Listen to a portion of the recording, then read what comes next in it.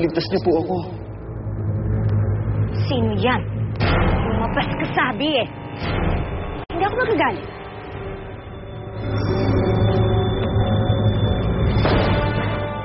Siya pa rin ang laman ng puso ko. Siya pa rin ang mahal ko. Magpapropose ako. Mahal mo siya? Ba't di mo siya paglaban?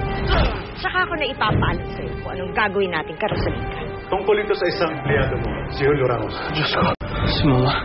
Ito ang sisiguraduhin ko sa'yo. Magtatagumpay ako.